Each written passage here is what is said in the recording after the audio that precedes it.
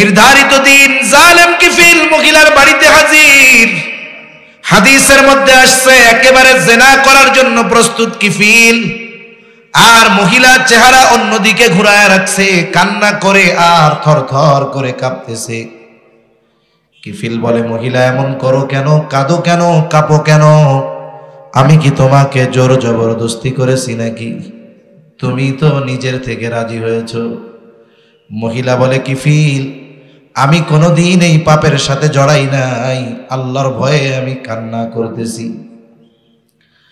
কিফিল বলে, তাহলে তুমি আজকে এই শর্তে রাজি হইলা কেন? বলে, আমার অভাবের কারণে তোমার কথায় রাজি হয়েছি। কিফিল কিফিল বলে, তুমি আগে কোনোদিন এই পাপ করো নাই? বলে, না। আল্লাহর ভয়ে কান্না করো? বলে, হ্যাঁ। এতটুকু কথা কিফিলের কান দিয়ে ঢুকে হৃদয় পর্যন্ত পৌঁছায় গেছে। হয়তো কিফিল চিন্তা করে, আহারে এ তো অভাবে পড়ে পাপ করতে বাধ্য হচ্ছে, এখনো করে নাই, আর আমি তো পাপ আমার দৈনন্দিন জীবনের এক কর্মে পরিণত করে নিয়েছি। হয়তো এতটুকু চিন্তা তার জীবন পরিবর্তনের কারণ হয়ে গেল। কিফিল এবার ওই অবস্থা থেকে উঠে দাঁড়ালো, কাপড় পরিধান করে কিফিল ওই মহিলাকে বলে, মহিলা 60 দিরহাম কর্জ দিয়েছিল, বলে এটা তোমারে মাফ করে দিলাম, তোমাকে এটা আমি সাদকা করে দিলাম। আর কিফিল বলে, আল্লাহর শপথ, আল্লাহর শপথ, আজকে থেকে আমি আর আল্লাহর সাথে নাফরমানি করব না। একেবারে খালেস ভাবে তাওবা করে বাড়িতে ফিরে গেল। ঘটনাক্রমে ওই রাত ছিল কিফিলের জীবনের শেষ রাত। কিফিল রাতের বেলা মারা গেল। মানুষেরা যখন জানতে পারছে কিফিল মারা গেছে, সমাজের মানুষ আনন্দিত, জালেম মরেছে ভালো হয়েছে, জালেম মরেছে ভালো হয়েছে। আহারে এমন জীবন কেমন জীবন! আমাদের সমাজেও এইরকম অনেক মানুষ আছে যাদের মৃত্যুতে মানুষ ইন্না লিল্লাহ বলে না, বরং তাদের মৃত্যুতে মানুষ খুশি হয়ে বলে আলহামদুলিল্লাহ। এমন মানুষ এদেশে কম নাই, অনেক আছে। জোরে হয়তো আলহামদুলিল্লাহ কয় না, মনে মনে 100 বার কয়।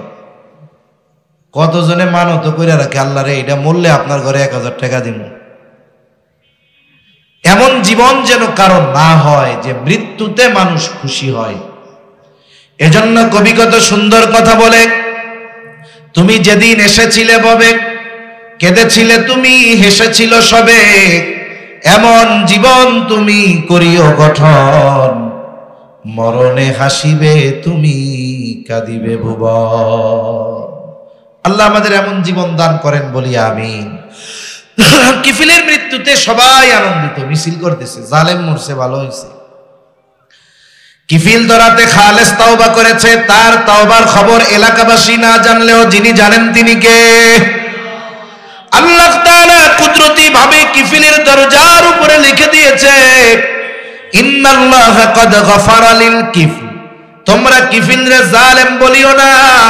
কিফিল তাওবা করছে, কিফিলরে আল্লাহ তাআলা ক্ষমা করে দিয়েছে। চিন্তা করে দেখেন, বনি ইসরাইলের একজন মানুষ, এমন কোন পাপ নাই সে করে নাই, সেও যখন আল্লাহ তাআলার কাছে ক্ষমা চাইছে, আল্লাহ তাআলা তাকেও মাফ করে দিয়েছে। আমরা হলাম রহমাতুল লিল আলামিনের উম্মত। আমাদের পাপ যত বেশি হোক না কেন, আমাদের জন্য তাওবার দরজা, ক্ষমার দরজা যিনি খোলা রেখেছেন তিনি কে? আমাদের তাওবার দরজা খোলা আছে। 3টা সময় পর্যন্ত মানুষের তাওবা কবুল হবে। কয়টা সময়?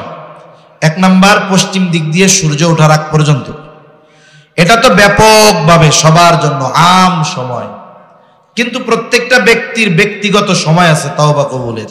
2 নাম্বার, বলে কোন জাতির উপরে আল্লাহ তাআলা যদি আযাব গজব দেন, গজব আসার আগে যদি তাওবা করে আল্লাহ কবুল করে, গজব আসার পরে যদি ঈমান আনে তাওবা করে কবুল হবে না। যেমন হযরত ইউনূস আলাইহিস সালাম যখন তার সম্প্রদায়কে বলছে যে এই তো আল্লাহর গজব আসবে, ওই দিন 3 দিন পরে আসবে, ওদের অবাধ্যতা আরো বাড়ছে। এরপরে ইউনূস আলাইহিস সালাম দেখলেন সময় চলে আসছে, আগামীকাল গজব আসবে, এদের মধ্যে পরিবর্তন নাই। উনি এলাকা ছেড়ে চলে গেছেন, এলাকা ছেড়ে গেছেন। প্রতিদিন সকালে ইউনূস আলাইহিস সালামের সম্প্রদায় তার বাড়িতে এসে ইউনূস আলাইহিস সালামকে কষ্ট দেওয়া, এটা ছিল তাদের দৈনন্দিন কাজ। আজকে সকালবেলা এসে দেখে বাড়িতে নাই, আশেপাশে খোঁজাখুঁজি করে দেখে কোথাও নাই। এইবার এদের মধ্যে ভয় ঢুকছে, তাইলে মনে হয় সত্যই গজব আসবে। আর ইউনূস আলাইহিস সালাম অতীতের নবীদের কথা চিন্তা করছেন যে আল্লাহ তাআলা যখনই কোনো অবাধ্য জাতির উপরে গজব দিয়েছেন, আগে ওই এলাকার নবীকে আল্লাহ সরায় নিয়েছেন, এরপরে গজব দিয়েছেন। তার মানে আল্লাহ বলছেন গজব আসবে, এটা তো সুনিশ্চিত। এখন আমাকে তো এখান থেকে আল্লাহ নিয়েই যাবেন, এটা তো হবেই। এর কারণে উনি এই চিন্তা করে আগে রওনা দিয়ে দিছে। কিন্তু ইউনূস আলাইহিস সালামের সম্প্রদায় যখন দেখলেন ইউনূস আলাইহিস সালাম নাই, তখন তাদের মধ্যে ভয় কাজ করা শুরু করছে। এবার তারা সবাই মিলে আল্লাহর কাছে মাপ চাইছে, ক্ষমা চাইছে, তাওবা করছে, ঈমান আনছে। যে গজব আসার কথা ছিল, গজব আসার আগে ঈমান আনার কারণে আল্লাহ তাদের ঈমান তাওবা কবুল করছে। অপর দিক দিয়ে ফেরাউন দেখেন, ফেরাউনও কিন্তু ঈমান আনার ঘোষণা দিছে। যখন হাবুডুবু খাচ্ছে লোহিত সাগরে, কি বলছে সে? আমানতু আন্নাহু লা ইলাহা ইল্লাল্লাযী আমানাত বি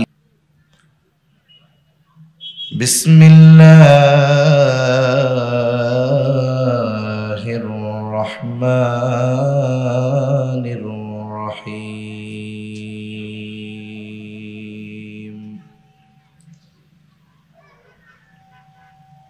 فقلت استغفروا ربكم إنه كان غفارا يرسل السماء عليكم مدرارا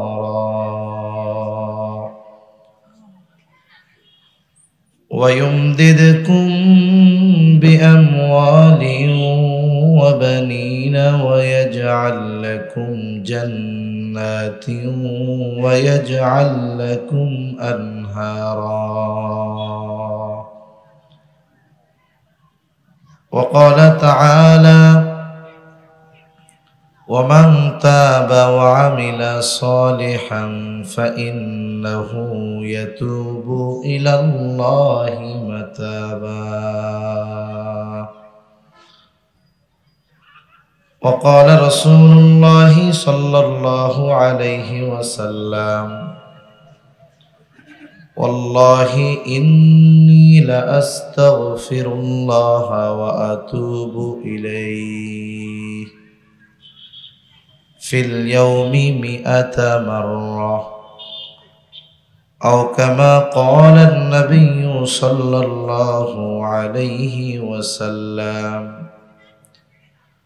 صدق الله العلي العظيم وصدق رسوله النبي الكريم،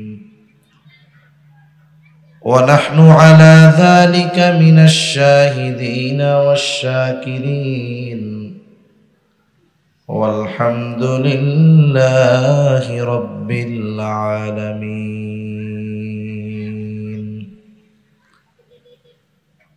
سبحانك لا علم لنا إلا ما علمتنا إنك أنت العليم الحكيم. اللهم صل على محمد وعلى آل محمد كما صليت على إبراهيم وعلى آل إبراهيم إنك حميد مجيد. اللهم بارك على محمد وعلى آل محمد كما باركت على إبراهيم وعلى آل إبراهيم إنك حميد مجيد আল্লাহর মহব্বতে আমরা একটু জিকির করি লা ইলাহা ইল্লাল্লাহ ইল্লাল্লাহ লা ইলাহা ইল্লাল্লাহ লা ইলাহা ইল্লাল্লাহ লা ইলাহা ইল্লাল্লাহ লা ইলাহা ইল্লাল্লাহ মুহাম্মাদুর রাসূলুল্লাহ সাল্লাল্লাহু আলাইহি ওয়াসাল্লাম। আলহামদুলিল্লাহ, তাহফিজুল উম্মাহ মডেল মাদ্রাসা এর উদ্যোগ ও মানিকতলা এলাকাবাসীর উদ্যোগে দ্বিতীয় বার্ষিক ওয়াজ মাহফিল ও পাগড়ি প্রদান অনুষ্ঠান। আজকের এই ওয়াজ মাহফিলের সম্মানিত শ্রদ্ধেয় সভাপতি, প্রধান অতিথি, বিশেষ অতিথিবৃন্দ সহ সম্মানিত শ্রদ্ধেয় উলামায়ে কেরাম, সামনে উপস্থিত মুরব্বিয়ানে কেরাম, সমবয়সী যুবক বন্ধু, স্নেহের ছোট ভাই, মাইকের আওয়াজ যত দূরে যায় নিজ নিজ স্থানে অবস্থানরতা সম্মানিতা শ্রদ্ধা মা ও বোন, আল্লাহ রব্বুল আলামিনের দরবারে অগণিত শুকর যে মহান মালিক আমাদের হায়াতে বরকত দিয়ে সুস্থ রেখে ব্যস্ততাকে উপেক্ষা করে হাজারো মানুষের মধ্য থেকে যাচাই বাছাই করে হাদিসের ভাষায় এ জান্নাতের বাগানে আসার বসার, কিছু দ্বীনি কথা বলবার এবং শ্রবণ করবার তৌফিক যে মহান মানিব দান করেছেন, সে মহান মানিবকে খুশি করার জন্য মোহাব্বতের সাথে জবান খুলে অন্তর থেকে আমরা একবার কালিমাতুশ শুকর পাঠ করি আলহামদুলিল্লাহ। অগণিত দুরূদ ও সালাম সাইয়্যিদুল আম্বিয়া, আশরাফুল আম্বিয়া, খাতামুল আম্বিয়া, ইমামুল মুরসালিন, রহমাতুল লিল আলামিন, মুহাম্মাদুর রাসূলুল্লাহ সাল্লাল্লাহু আলাইহি ওয়াসাল্লামের উপর। আমি আপনাদের খেদমতে পবিত্র কোরআনুল কারীম থেকে দুটো আয়াত ও রাসূল আকরাম সাল্লাল্লাহু আলাইহি ওয়াসাল্লামের অগণিত হাদিস থেকে একটা হাদিস পাঠ করেছি। আল্লাহ তাআলার কাছে তৌফিক চাই, আল্লাহ তাআলা কিছু কথা বলার তৌফিক দেন যে কথাগুলো আমাদের সবার দুনিয়া এবং আখিরাতের জন্য কল্যাণকর হয়। সকলে জবান খুলে বলি আমিন। এই যে মাদ্রাসা, মসজিদ, এই দ্বীনি মজলিস, এগুলো আল্লাহর পক্ষ থেকে আমাদের জন্য নেয়ামত। টাকা পয়সা, ধন দৌলত এগুলোই যে শুধু নেয়ামত এমনটা নয়, বরং দ্বীন পাওয়া, দ্বীন মেনে চলতে পারা, দ্বীনের কথা বলতে পারা, এটাও আল্লাহ তাআলার পক্ষ থেকে নেয়ামত। বর্তমান দুনিয়ার অন্যতম বিখ্যাত একজন আলেম আল্লামা তাকি উসমানী দামাত বারকাতুহুমুল আলিয়া পৃথিবীর অনেক দেশ হযরত ভ্রমণ করেছেন। তার সুন্দর সফরনামাও আছে, বাংলাতেও পাওয়া যায়। অন্যান্যদের ভ্রমণ কাহিনী সফরনামা একরকম, হযরতের সফরনামা আর একরকম। বলে ওনার সফরনামার মধ্যে কি খাইছেন, কি পড়ছেন, এগুলা উনি উল্লেখ না করে উনি যেখানে গিয়েছেন সেখানে গিয়ে ইসলাম এবং মুসলমানদের অতীত, ঐতিহ্য, ইতিহাস জানার চেষ্টা করেছেন। এজন্য ওনার সফরনামাগুলো পড়লে মোটামুটি ইসলামের ইতিহাস সম্পর্কে খুব সুন্দর ধারণা পাওয়া যায়। হযরত একটি দেশের কথা লিখছেন, ছোট্ট একটা দেশ। ওই দেশটার ব্যাপারে উনি লিখতেছেন যে এই দেশ এক সময় 100% মুসলমানদের বসবাস ছিল। এমন সুন্দর পরিবেশ ছিল, বলে মসজিদগুলা মুসল্লিতে ভরপুর, মাদ্রাসাগুলো ছাত্র দিয়ে ভরপুর, হক্কানি পীর মাশায়েখের খানকাগুলা মুরিদ দিয়ে ভরপুর, দ্বীনি মজলিসগুলা শ্রোতা দিয়ে ভরপুর। কিন্তু একটা সময় ওই মানুষগুলাকে অলসতা, উদাসীনতা, গাফলতিতে পেয়ে বসলো।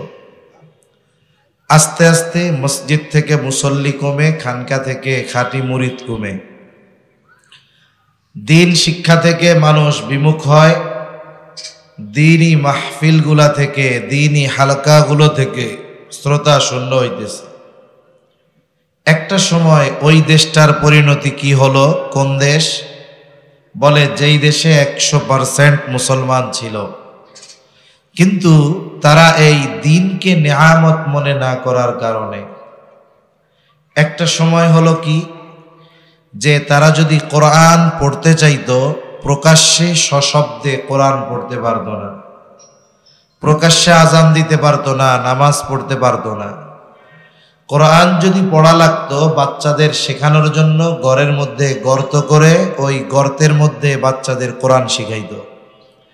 এই পরিণতি কোন দেশের হইছে? বলে যেই দেশে এক সময় 100% মুসলমান ছিল। তাদের এই পরিণতি হওয়ার কারণ কি? কারণ হলো দিন সম্পর্কিত নেয়ামতগুলার ব্যাপারে তারা উদাসীন হয়ে গেছে। এই জন্য এমনটা আমরা কেউ কামনা করি না। এজন্য আমাদেরও এই প্রচেষ্টা অব্যাহত থাকা দরকার। এই যে মসজিদ, নামাজ পড়তে পারতেছি, আজান দিতে পারতেছি, পৃথিবীর অনেক দেশ আছে এখনো, সেই সব দেশে লাউড স্পিকারে আজান দেওয়া যায় না। অনেক দূরের কথা বাদ দেন, আমাদের পার্শ্ববর্তী দেশেরই অনেক রাজ্য আছে, অনেক এলাকা আছে, যেই সমস্ত জায়গায় লাউড স্পিকারে একটু আওয়াজ করে আজান দেওয়া যায় না, যে আশেপাশের মানুষরা শুনবে যে নামাজের ওয়াক্ত হয়েছে, এ সুযোগ নাই। আমাদের দেশে আছে, কিন্তু আফসোস এটাকে আমরা নেয়ামত মনে করতেছি না। সেজন্য এই দ্বীনি মাহফিল, মসজিদ, মাদ্রাসা, খানকা, এগুলাকে যদি আমরা নেয়ামত মনে না করি, তাহলে আল্লাহ তাআলা এক সময় নেয়ামত ছিনায় নিবেন, এরপরে শাস্তি দিবেন। আল্লাহ তাআলা বলেন, লাইন শাকারতুম লাআযীদান্নাকুম ওয়া লাইন কাফারতুম ইন্না আযাবি লাশাদীদ। আল্লাহ তাআলা বলেন, লাইন শাকারতুম লাআযীদান্নাকুম, নেয়ামতের শুকরিয়া যদি আদায় করা হয়, আল্লাহ তাআলা নেয়ামত বাড়ায় দিবে। ওয়া লাইন কাফারতুম, আর যদি তোমরা কুফরি করো, অর্থাৎ নাশকরি করো, জেনে রাখো ইন্না আযাবি লাশাদীদ, প্রথম আযাব তো শুরু হয় নেয়ামত কেড়ে নেওয়ার মাধ্যমে, এরপরেই না থাকে আখিরাতের কঠিন আযাব। এজন্য আমরা আমাদের এই দ্বীনি বিষয়গুলোকে নেয়ামত মনে করব। আল্লাহ বুঝবার তৌফিক দান করেন। আমি আপনাদের খেদমতে যে আয়াতগুলো তিলাওয়াত করেছি, উক্ত আয়াতের মধ্যে আল্লাহ সুবহানাহু ওয়া তাআলা ইস্তিগফারের গুরুত্ব এবং ইস্তিগফার করলে কি উপকার আল্লাহ তাআলা এটা জানিয়েছেন। সাথে সাথে আল্লাহ সুবহানাহু ওয়া তাআলা তাওবার ব্যাপারে উদ্বুদ্ধ করেছেন। কারণ আমরা বনি আদম, আমাদের দ্বারা গুনাহ হবে স্বাভাবিক। এজন্য রাসূলুল্লাহ সাল্লাল্লাহু আলাইহি ওয়াসাল্লাম বলেন, قال رسول الله صلى الله عليه وسلم كل بني آدم خطاؤون وخير الخطائين التوابون। নবীজি সাল্লাল্লাহু আলাইহি ওয়াসাল্লাম বলেন, প্রত্যেকটা বনি আদম পাপী, তবে উত্তম পাপী হলো সে যে পাপ করার পরে পাপের উপরে অটল অবিচল থাকে না, বরং সে তওবা করে, আল্লাহ তাআলার কাছে ক্ষমা চায়, তওবা করে গুনাহ থেকে ফিরে আসে। নবীজি সাল্লাল্লাহু আলাইহি ওয়াসাল্লাম বলেন, সে হলো উত্তম পাপী। রাসূলুল্লাহ সাল্লাল্লাহু আলাইহি ওয়াসাল্লাম আর এক হাদিসের মধ্যে বলেন, বনি আদম যদি গুনাহ না করত, যদি ফেরেশতার মতো হয়ে যাইতো, কোনো পাপ করে না, গুনাহ করে না, তাহলে আল্লাহ তাআলা আরেকটা জাতি সৃষ্টি করতেন যারা গুনাহ করত, আবার আল্লাহ তাআলার কাছে ক্ষমা চাইতো, আর আল্লাহ তাআলা তাদেরকে ক্ষমা করে দিতেন। এর দ্বারা কি বোঝা যায়? আমরা মানুষ, নবী রাসূলগণ তারা হলেন মাসুম, কিন্তু আমরা যারা সাধারণ মানুষ মুমিন, আমাদের দ্বারা পাপ হতে পারে, অন্যায় হতে পারে, গুনাহ হতে পারে। তবে ওই গুনার উপরে অটল থাকা যাবে না। আবার গুনাহ যদি অনেক হয়ে যায়, ক্ষমার ব্যাপারে নিরাশও হওয়া যাবে না। কারণ গুনাহ যত হোক না কেন, পাপ যদি আসমান সম পরিমাণ হয়, বলেন তো ওই পাপ ক্ষমা করার ক্ষমতা আল্লাহ তাআলার আছে না নাই? আল্লাহ তাআলার আছে ক্ষমা করার ক্ষমতা। এজন্য আল্লাহ রাব্বুল আলামিন কোরআনুল কারীমের মধ্যে বলেন, ইয়া ইবাদিয়াল্লাযীনা আসরাফু আলা আনফুসিহিম লা তাকনাতু মির রাহমাতিল্লাহ ইন্নাল্লাহা ইয়াগফিরুয যুনুবা জামিআ ইন্নাহু হুয়াল গফুরুর রহিম। আল্লাহ রাব্বুল আলামিন গুনাহগার বান্দাদেরকে ডাক দিয়ে বলেন, পাপী যারা তাদেরকে উদ্দেশ্য করে বলেন, যারা তাদের পাপের কারণে ক্ষমার ব্যাপারে হতাশ নিরাশ হয়ে গেছে, আল্লাহ তাআলা তাদেরকে উদ্দেশ্য করে বলেন, দেখুন পাপ যে করে পাপী, কিন্তু আল্লাহ তাআলা এই পাপীকে পাপী বলে ডাক দেন নাই। আল্লাহ তাআলা ডাক দিয়েছেন ইয়া ইবাদি, হে আমার বান্দা। এই ডাকের মধ্যে আবেগ আছে, মায়া আছে, ভালোবাসা আছে। আল্লাহ তাআলা দরদ নিয়ে, মায়া নিয়ে বান্দাকে ডাকতেছে, ইয়া ইবাদি, হে আমার বান্দা।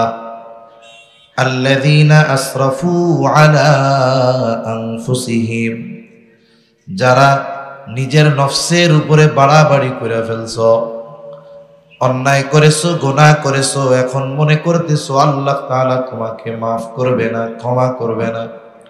আরে গুনাহ যত হোক আল্লাহ তাআলা তো ক্ষমা করতে পারেন। এই জন্য আল্লাহ তাআলা বলেন, লা তাকনাতু মির রাহমাতিল্লাহ, গুনাহ যত হোক না কেন বান্দা, আমার ক্ষমার ব্যাপারে, আমার রহমতের ব্যাপারে তুমি নিরাশ হও না। কারণ তোমার গুনাহ যদি হয় আসমান পর্যন্ত, তার চাইতে আমার ক্ষমা, মায়া, মুহাব্বত আরো বেশি।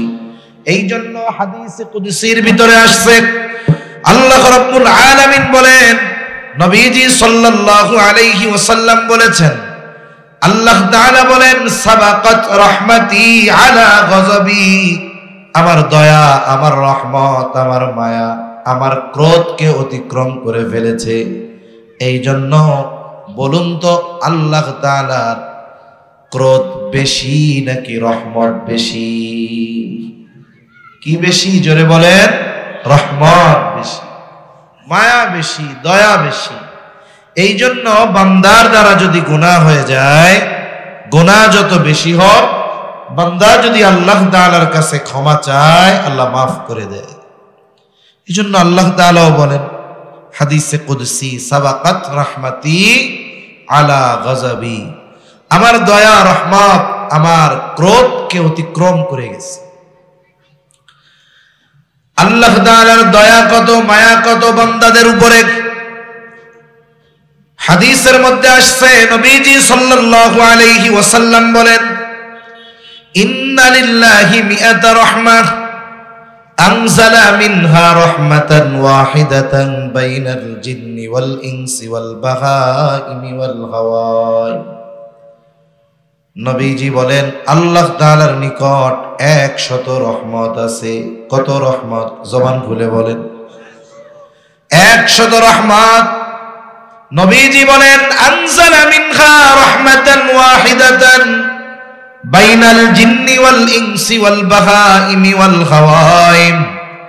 নবীজি বলেন, ওই 100 রহমত থেকে একটা রহমত আল্লাহ তাআলা মানুষ, জিন সহ যত প্রাণী আছে, স্থলভাগে যত প্রাণী আছে, সমুদ্রের জলে যত পানি আছে, প্রাণী আছে, যত হিংস্র প্রাণী আছে, যত বিষধর প্রাণী আছে, আল্লাহ তাআলা সকল সৃষ্টির মাঝে এক ভাগ রহমত আল্লাহ তাআলা বন্টন করে দিয়েছে।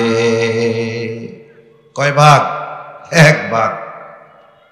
এই এক ভাগ রহমত থেকে আমার আপনার নবীজিও দয়া পেয়েছেন। এই এক ভাগ থেকে আমার আপনার নবী কিছু অংশ পেয়েছেন। এক ভাগ রহমত থেকে আমার আপনার নবী রহমত পেয়ে হয়ে গেছেন রহমাতুল লিল আলামিন। এক ভাগ থেকে একটা অংশ পায়া রহমাতুল লিল আলামিন হয়ে গেছে। অনুরূপ ভাবে শুধু মানুষের অন্তরে মায়া মহাব্বত আছে এমনটা নয়, বরং যত হিংস্র বিষধর প্রাণী আছে সকল প্রাণীর অন্তরের মধ্যে মায়া মহাব্বত আছে না? না, অনেক প্রাণীর মধ্যে মায়া মহাব্বত আছে। অনেক সময় দেখবেন অনেকে কুকুর পালে না, বাড়িতে পাহারা দেওয়ার জন্য কুকুর পালে। কেউ যদি বিপদ থেকে বা কোনো শত্রুর আক্রমণ থেকে বাঁচার জন্য ঘরের বাইরে কুকুরে খাইতে দেয় রাখছে, এটা ভিন্ন কথা। কিন্তু যারা ঘরের মধ্যে কুকুরে ঘরের প্রাণী বানায় নিছে, এ কাজটা ঠিক না। কারণ কুকুর গৃহপালিত পশু না। আমাদের সভ্য সমাজে কিছু অসভ্যতা আছে যেগুলো জাহেলিয়াতের সময়ও ছিল না। আল্লাহ এই মানুষগুলারে বুঝদান করুক, বলি আমিন। অনেক সময় অনেক মানুষ কুকুরে খাবার দেয়, দেখছেন না? খাবার দেয়। খাবার দেওয়ার পরে 2-3 বেলা খাবার দিলে ওই মনিবের প্রতি কুকুরের একটা মহাব্বত তৈরি হয়ে যায়। মায়ের ধুর দিলেও সরে না, যায় না। অনেক সময় অনেক কুকুর কোনো বাড়িতে আছে, থাকে এমনি খাইতে দেয়। দেখা যায় গভীর রাতে যদি মনিব কোথাও যায়, ও ওইটার পিছনে পিছনে যায়। কই যাইতেছে আমার মনিব? আল্লাহ তাআলা সৃষ্টির এই নিকৃষ্ট জীবের মধ্যেও মহাব্বত দিয়েছেন, ভালোবাসা দিয়েছেন। আল্লাহ রাব্বুল আলামিন হিংস্র প্রাণী যত আছে, বিষধর প্রাণী যত আছে, সবার মধ্যে আল্লাহ তাআলা দয়া মায়া দিয়েছেন, বন্টন করেছেন এক ভাগ থেকে। আল্লাহ তাআলার কাছে বাকি আছে কত ভাগ? জোরে বলেন কত ভাগ? আল্লাহ তাআলার কাছে আরো রয়েছে 99 ভাগ। নবীজি সাল্লাল্লাহু আলাইহি ওয়াসাল্লাম বলেন, আখরাল্লাহু লাহু 99 রাহমাহ ইয়াগফিরু বিহি ইবাদাহু ইয়াউমাল কিয়ামাহ। নবীজি বলেন আল্লাহ তাআলা বাকি 99 ভাগ দয়া রহমত মায়া তার কাছে রেখে দিয়েছে। নবীজি বলেন কিয়ামতের দিন এই দয়া রহমত মায়া দিয়ে আল্লাহ তাআলা তার গুনাহগার বান্দাদের মাফ করে দিবে। তাহলে বান্দার প্রতি আল্লাহ তাআলার দয়া কত, মায়া কত, এটা দুনিয়ার কোন মানুষ হিসাব করতে পারবে না। এজন্য বান্দা যখন গুনাহ থেকে ফিরে আসে, পাপ অন্যায় থেকে তাওবা করে আল্লাহর দিকে ফিরে, তখন আল্লাহ তাআলা অনেক খুশি হয়। অথচ দেখুন আল্লাহ তাআলা আমাদেরকে বানাইছেন কি দিয়া? মানুষ সৃষ্টির মূল তো মাটি, কিন্তু আমাদেরকে বানানোর প্রসেস হলো মাতা পিতার তুচ্ছ পানির মিশ্রণ থেকে আল্লাহ তাআলা আমাদেরকে বানিয়েছে। এইটা এত তুচ্ছ, যদি কারো গায়ে লাগে ইবাদত হবে না, পোশাকে লাগলে ওই পোশাক পরে ইবাদত হবে না। এমন জিনিস থেকে আল্লাহ আমাদেরকে বানিয়েছেন। এই আমরা যদি জাহান্নামে যাই তাতে কি আল্লাহর কোনো ক্ষতি আছে? পৃথিবীর সব মানুষ যদি জান্নাতে চলে যায় আল্লাহ তাআলার কোনো লাভ আছে? তাহলে আমাদের জান্নাতে যাওয়ার দ্বারা জাহান্নামে যাওয়ার দ্বারা আল্লাহ তাআলার লাভও নাই, ক্ষতিও নাই। কিন্তু কোন বান্দা যখন জাহান্নামের পথ থেকে জান্নাতের পথিক হয়ে যায়, আল্লাহ খুশি হয়। আপনজনের সফলতায় আপনজন খুশি হয়। সন্তান যদি ভালো রেজাল্ট করে মা বাবা খুশি হয়। সন্তান যদি হাফেজ হয়, আলেম হয়, মা বাবা খুশি হয়।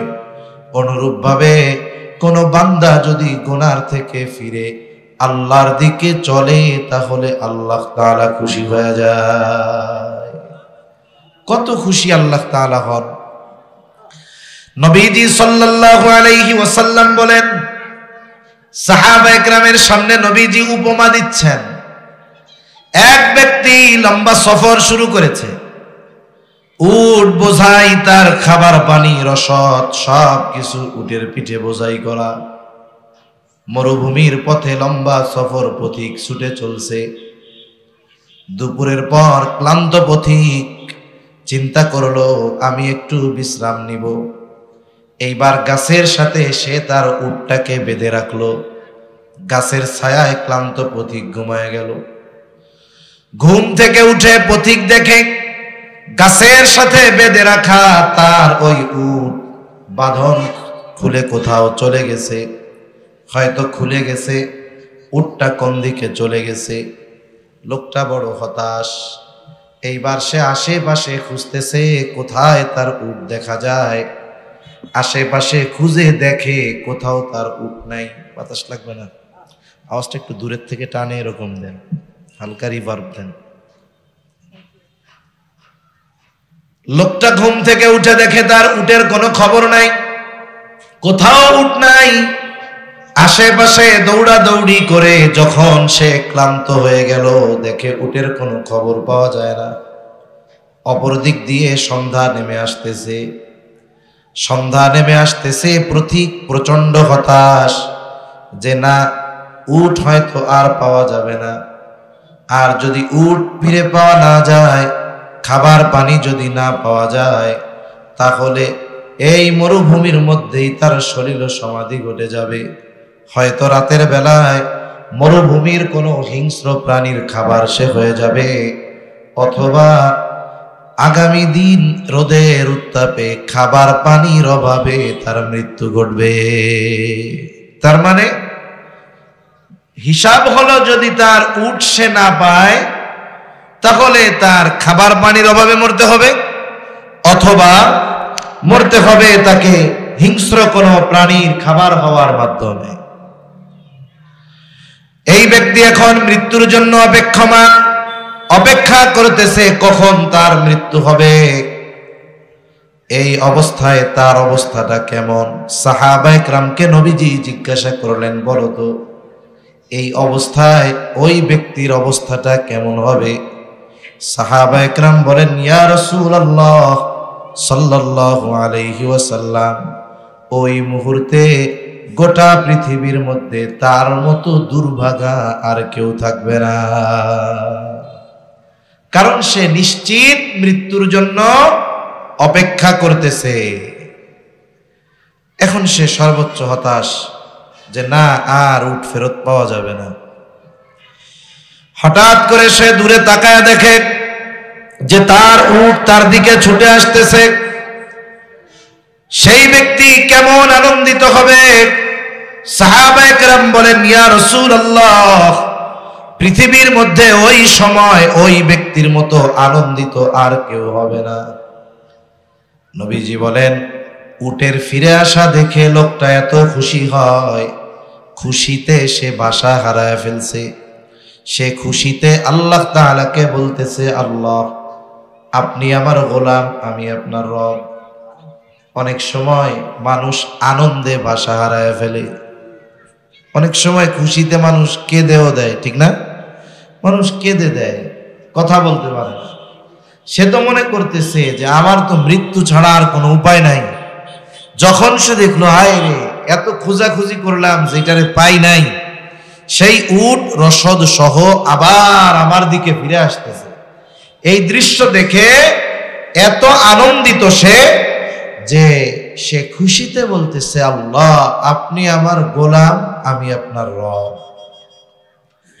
নবীজি সাল্লাল্লাহু আলাইহি ওয়াসাল্লাম বলেন, এই ব্যক্তি ওই মরুভূমির ভিতরে তার হারানো উট ফিরে পেয়ে যত খুশি হয়, কোন বান্দা যদি পাপের পথ থেকে ফিরে তাওবা করে আল্লাহর দিকে ফিরে আসে, আল্লাহ তাআলা ওই ব্যক্তির চাইতেও বেশি খুশি হয়ে যায়।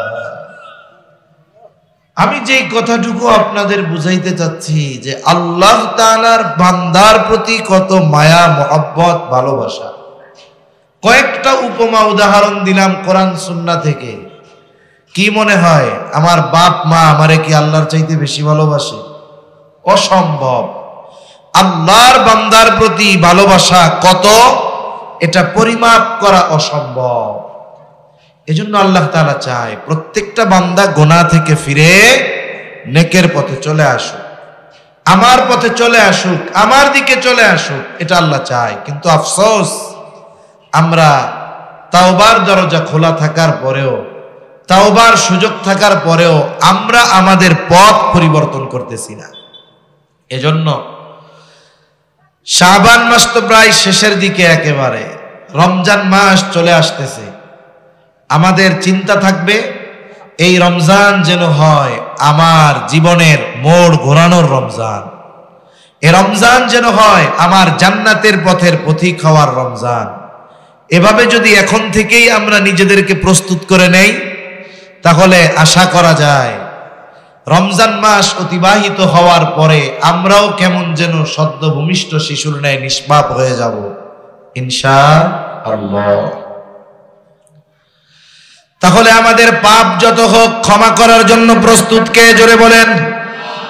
আল্লাহ তাআলা ক্ষমা করার জন্য তৈয়ার। বান্দা শুধু আল্লাহ তাআলার কাছে একাগ্রতার চিত, আল্লাহ তাআলা তার দিলকে কঠোর বানায় দেয়। সুদখোরের ভাষার মিষ্টতা আল্লাহ কেড়ে নেয়। এজন্য যদি সুদখোর তো বলছেন যে আছে আপনাদের এলাকায়, একটু খেয়াল করেন, কোন সুদখোরের ভাষার মধ্যে মিষ্টতা নাই, কর্কশতা, বকাঝকা সব এদের জবানে পাবেন। এরপরে যদি সুদখোরের চেহারার চামড়াটা যদি সাদা হয়, যত সাদা হোক, সুন্দর হোক, খেয়াল করে চেহারার দিকে তাকাবেন, দেখবেন হিংস্রতা আর রুক্ষতা ওর চেহারায় ভরা। অথচ সমাজে অনেক মানুষ আছে দেখতে কালো, কিন্তু সে ৫ ওয়াক্ত নামাজ পড়ে, বুজুর্গ মানুষ, কালো, কিন্তু ওই কালো চেহারার মধ্যে কেমন যেন ঈমানের নূর চমকাইতে থাকে। ঠিক কিনা বলেন? কিফিল বলে না আমি কাউরে কর্জ দেই না, যদি টাকা নিতে চাও সুদে নাও। মহিলা বলে কিফিল, আমার যদি সুদের লাভ দেওয়ার মতো সামর্থ্য থাকতো তাইলে কি আমি তোমার কাছে টাকা চাইতাম নাকি? জালেম কিফিল তো সব পাপে অভ্যস্ত মানুষ। এইবার মহিলাকে সে কুপ্রস্তাব দিয়া বসছে, বলে তুমি সুদের লাভ না দিতে পারো, টাকার লাভ না দিতে পারো, তাইলে আমার সাথে ব্যভিচারে লিপ্ত হবা, জেনায় লিপ্ত হবা। হাদিসের মধ্যে আসছে কাদাল ফাকিরু আইয়াকুনা কুফরা, দরিদ্রতা মানুষকে কুফরি পর্যন্ত পৌঁছায়া দেয়। আমাদের আশেপাশে অনেক মানুষ আছে এমন অপরাধের সাথে জড়িয়ে গেছে, আপনি আমি যদি একটু খোঁজ নেই দেখব যে এই অপরাধ সে শখে করে এমনটা নয়, বরং এই অপরাধে জড়ানোর পেছনে আছে তার অভাব। আছে না এরকম? এটা প্রবাদ আছে না, অভাবে স্বভাব নষ্ট হয়। এজন্য মনে রাখবেন আমাদের সামাজিক কিছু দায়বদ্ধতা আছে। আমরা যদি মনে করি নামাজ, রোজা, হজ, যাকাত এর মাধ্যমেই পরকালে পার পেয়ে যাব, এটা চিন্তা করার সুযোগ নাই। কারণ হাদিসের মধ্যে আসছে কিয়ামতে আল্লাহ জিজ্ঞাসা করবে, বান্দা আমি অভুক্ত ছিলাম, আমারে খাবার দাও নাই, আমি পিপাসিত ছিলাম, পানি পান করাও নাই, আমি অসুস্থ ছিলাম, আমার সেবা শুশ্রূষা করো নাই। বান্দা বলবে আল্লাহ আপনার কি এগুলোর দরকার আছে? দরকারি যদি থাকতো আমি আপনারে পাইতাম কোথায়? পাইলে তো দিতাম। আল্লাহ তাআলা বলবে বান্দা তোমার প্রতিবেশী অভুক্ত ছিল, তুমি তারে খাবার দাও নাই, তুমি যদি তাকে খাবার দিতা তাহলে আমি এটা পেয়ে যাইতাম। প্রতিবেশী অসুস্থ ছিল, তুমি যদি তাকে সেবা শুশ্রূষা করতা আমি এটা পেয়ে যাইতাম। তার মানে দেখুন, আমার আপনার আশেপাশে যদি কোনো অভাবী থাকে, অভাবের কারণে সে যদি অপরাধে জড়ায় যায়, কিয়ামতের দিন আমাকে আপনাকেও এই ব্যাপারে আল্লাহর সামনে জবাবদিহিতার কাঠগড়ায় দাঁড়ানো লাগবে। এজন্য আমাদের আশেপাশে সমাজে এমন আছে অনেক, যে একজন ব্যক্তির জন্য এক সমাজের শান্তি নষ্ট হয়ে যায়। আছে না এরকম অনেক মানুষ? এখন কি করব আমরা? আমরা তো করি যে চুরি করছে, ধরা পড়ছে, পিটানি দিয়া ওরে জেলখানায় পাঠাইয়া দিলাম। এখন চুরির অপরাধে জেলখানায় ঢুকছে, ওইখান থেকে তার প্রমোশন হয়েছে, বাহির হয়েছে ডাকাতির শিখা। এখন সে শুরু করছে ডাকাতি। ঢুকছিল চোর হইয়া, বের হয়েছে কি হয়ে? ডাকাত হয়ে। এইবার ডাকাতি কইরা ধরা খাইয়া আবার ঢুকছে, এইবার বের হবে সে নেতা হয়ে। আর একবার যদি কোনো মতে ঢুকতে পারে, পরের বার বের হয়ে এমপি হয়ে যাইতে পারে। এজন্য বাস্তব কথা হলো যেটা, আমাদের দেশে অল্প কিছু মানুষ ব্যতীত, অতীত থেকে চলে আসতেছে অল্প কিছু মানুষ ব্যতীত, অধিকাংশ এইরকম ব্যক্তিদের খোঁজ নিবেন, এদের ব্যাকগ্রাউন্ড কি ছিল?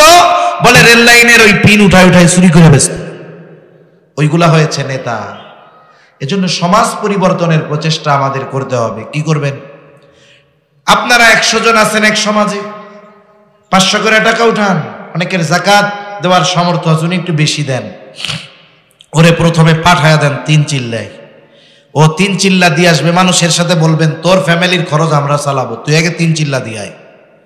এই যে 120 দিন সে ভালো মানুষের সাথে থাকবে, এর দ্বারা তার যত জং ময়লা দূর হয়ে ভালোটা ইনক্লুড হবে, তার মধ্যে ঢুকবে। এবার বাড়িতে আসছে, তার একটা কর্মসংস্থান দিতে হবে না?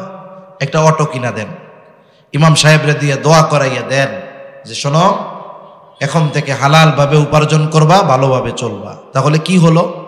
সম্মিলিত প্রচেষ্টার মাধ্যমে একজন খারাপ মানুষের কর্মসংস্থান তৈরি করে দেওয়ার মাধ্যমে সমাজের মানুষ শান্তি পেল, একজন খারাপ মানুষ, পাপের পথে পরিচালিত হওয়া মানুষ ভালো পথে চলে আসলো। এই চিন্তাধারা আমাদের থাকা দরকার। তা না হলে আমাদেরকেও কিয়ামতে আল্লাহর সামনে বিচারের কাঠগড়ায় দাঁড়াতে হবে। মহিলা অভাবের কারণে কিফিলের শর্তে রাজি হয়ে গেল।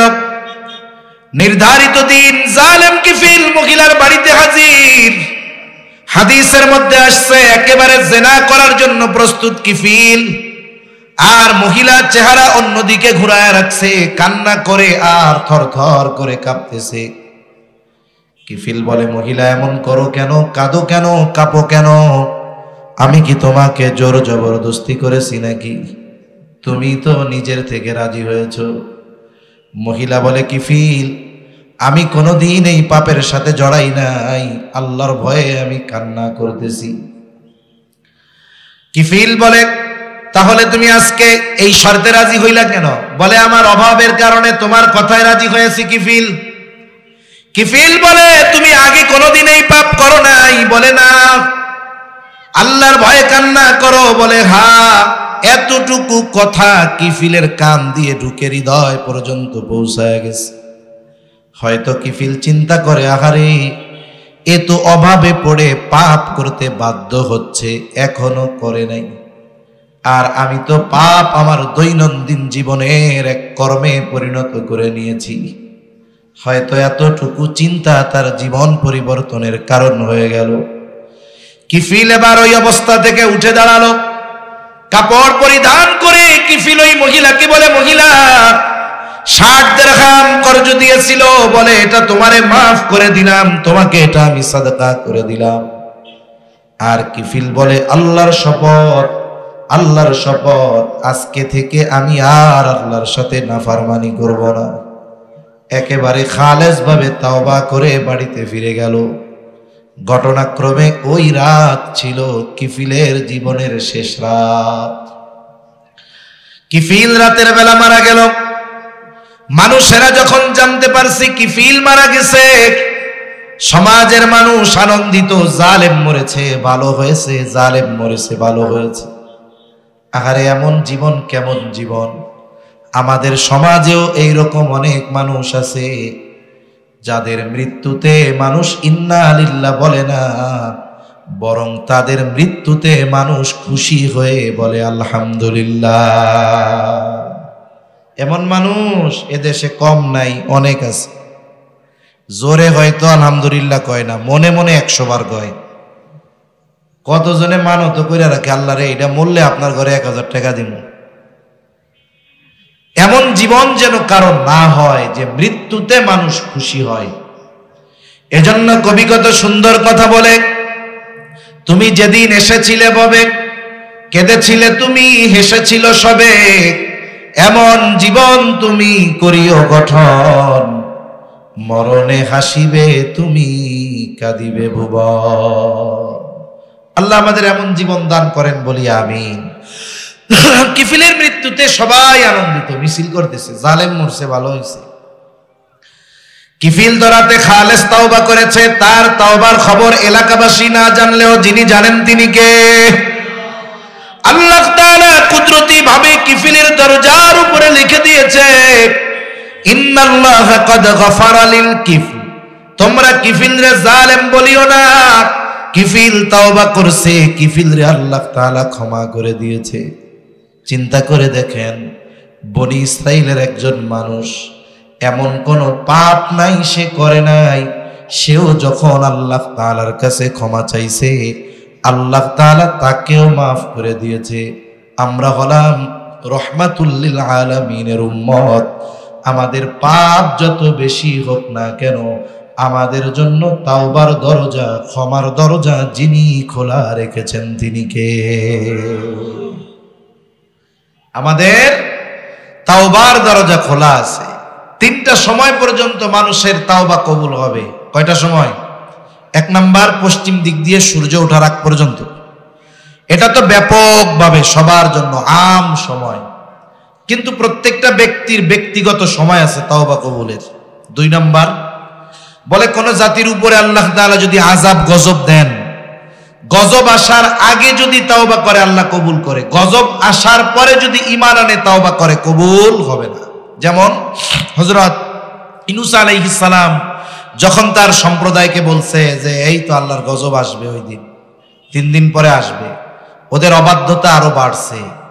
এরপরে ইউনূস আলাইহিস সালাম দেখলেন সময় চলে আসছে, আগামীকাল গজব আসবে, এদের মধ্যে পরিবর্তন নাই। উনি এলাকা ছেড়ে চলে গেছেন। এলাকা ছেড়ে গেছেন, প্রতিদিন সকালে ইউনূস আলাইহিস সালামের সম্প্রদায় তার বাড়িতে এসে ইউনূস আলাইহিস সালামকে কষ্ট দেওয়া, এটা ছিল তাদের দৈনন্দিন কাজ। আজকে সকালবেলা এসে দেখে বাড়িতে নাই, আশেপাশে খোঁজাখুঁজি করে দেখে কোথাও নাই। এইবার এদের মধ্যে ভয় ঢুকছে, তাইলে মনে হয় সত্যই গজব আসবে।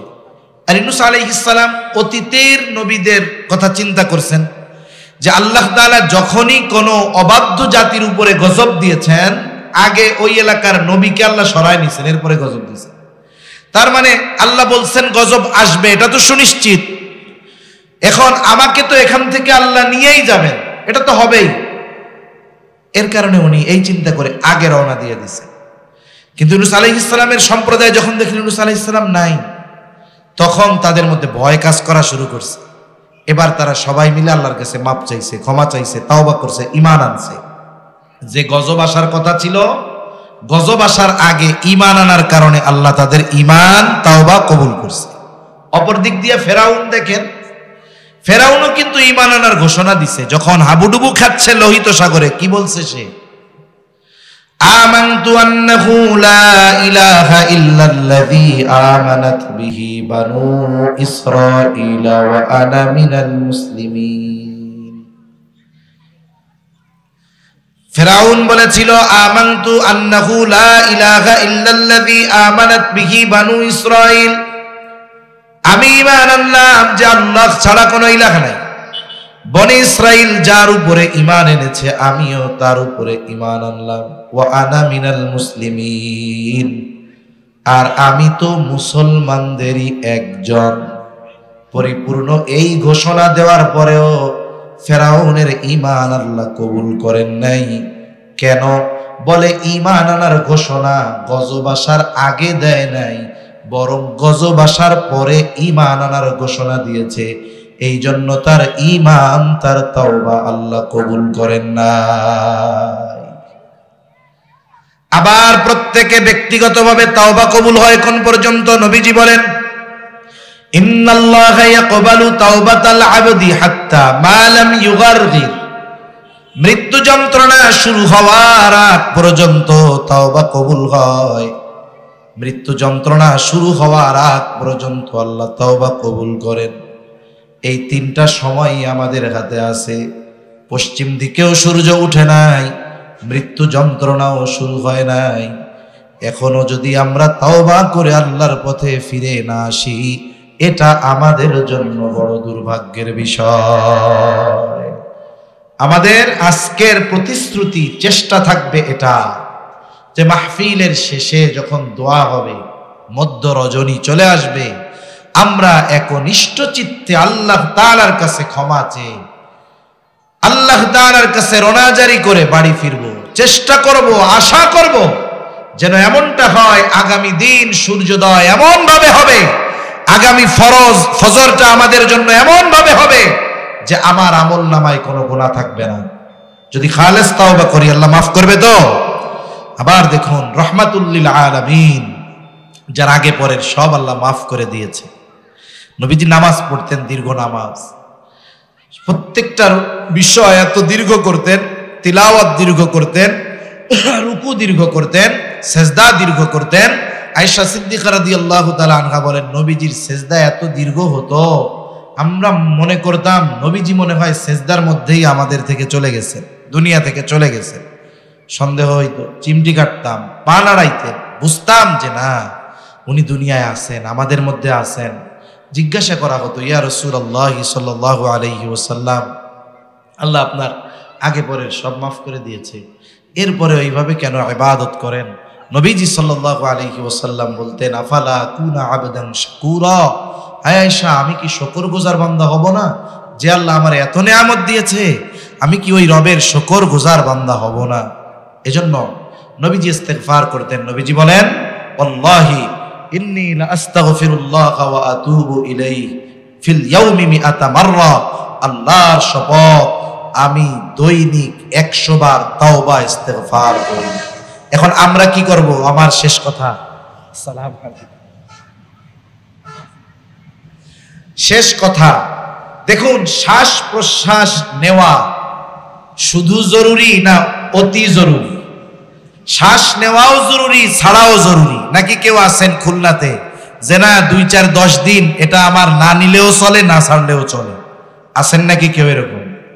কেউ আছেন যে 10টা মিনিট এই কাজটা করতে পারবো আমরা? কেউ নাই। 5 মিনিট করাও সম্ভব নয়।